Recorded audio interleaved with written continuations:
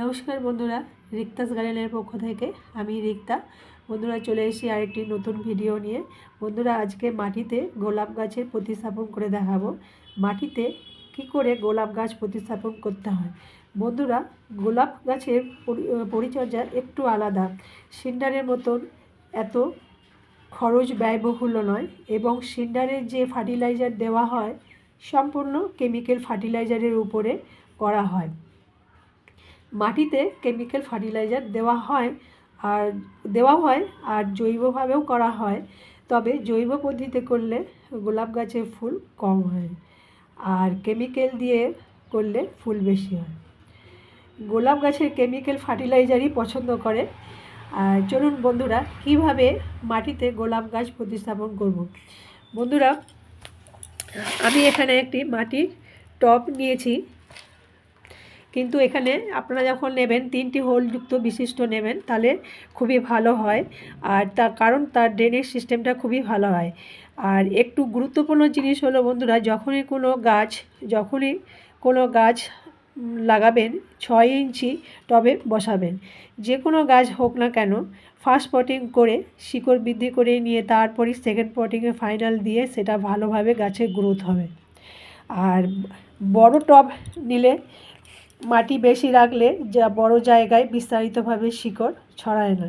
গাছের শিকড় কিন্তু বড় জায়গায় প্রথম অবস্থায় বিস্তারিতভাবে ছড়ায় না বন্ধুরা, কারণ বড় টব মানে মাটি বেশি থাকলে শিকড় ড্যামেজ হতে থাকে, মানে নষ্ট হয়ে যায়, শিকড় নষ্ট হয়ে যায়। আচ্ছা বন্ধুরা, প্রথমে আমি এখানে কিন্তু বালির বেড দেবো না, যেহেতু আমার এটি 6 ইঞ্চি টব আছে, সেহেতু একটি হোল বিশিষ্ট আছে। তো আমি এখানে একটি খলমকুচি দিয়ে দেবো।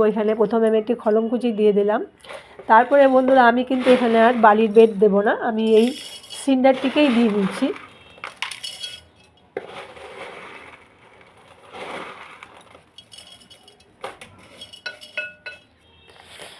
তারপরে আমি এই গাছটি কিন্তু বন্ধুরা এই গাছটি কিন্তু একটু হাইব্রিড গোলাপ, কিন্তু এটা কোনো ট্যাপ ছাড়াই আছে, নাম নেই, এটি আমি নর্মাল নার্সারি থেকেই কিনেছি। জাস্ট আমি একটু সাইড থেকে মাটিটা খুলে নিয়েছি। এই এটাকে ধোয়ার কোনো প্রয়োজন নেই বন্ধুরা, এই অবস্থা আপনারা লাগিয়ে দিতে পারেন। এখানে আমি দেখুন বন্ধুরা মাটিটা পুরো একদম ঝুরঝুরে মাটি আছে, একদম পরিষ্কার, একদম ঝুরঝুরে, দেখতেই পাচ্ছেন মাটিটা। এর সাথে আমি ভার্মি দেব। এখানে ভার্মি দিলাম আর দেব নিমখোল।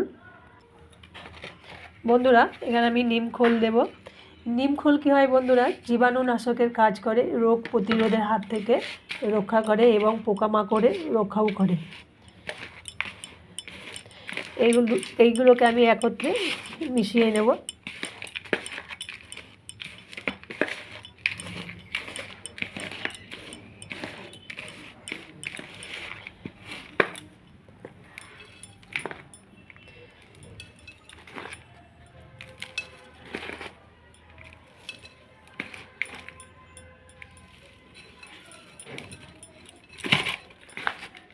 মাটিগুলো দিয়ে দেবো এখানে।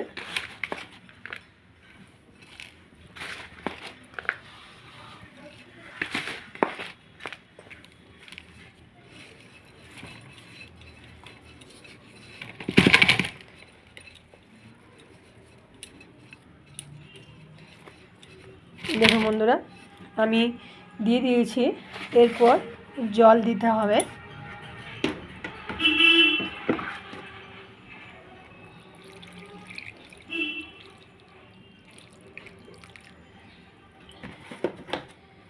এরপর কি করব বন্ধুরা, 3 দিন পর ব্যাবিস্টিন কিংবা রেডোমিল গোল্ড 1 লিটার জলে 2 গ্রাম ভালো করে মিক্স করে আমি 3টি গাছের গোড়ায় দেব।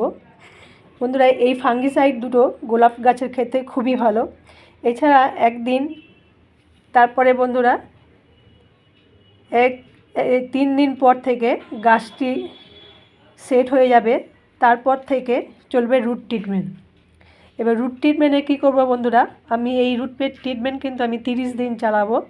এই 1261 1 লিটার জলে 1 গ্রাম ম্যাগনেসিয়াম সালফেট 1 গ্রাম 1 লিটার জলে দুটোকে একত্রে মিশিয়ে বন্ধুরা আমি 4 দিন গাছের গোড়ায় আর্লি মর্নিংয়ে দেব। এই 1 লিটার জলকে বন্ধুরা আমি 3টি গাছের গোড়ায় অ্যাপ্লাই করব। তারপরে দেবো বন্ধুরা হিউমিক অ্যাসিড 1 লিটার জলে 1 গ্রাম, মানে 5 দিনের মাথায় দেব। তারপরে দিন 6 দিনের মাথায় দেবো কি বন্ধুরা, সিউইড 1 লিটার জলে 1 মিলিগ্রাম 1 মিলিগ্রাম। বায়োভিটা এক্স দেবো 1 লিটার জলে 1 ml।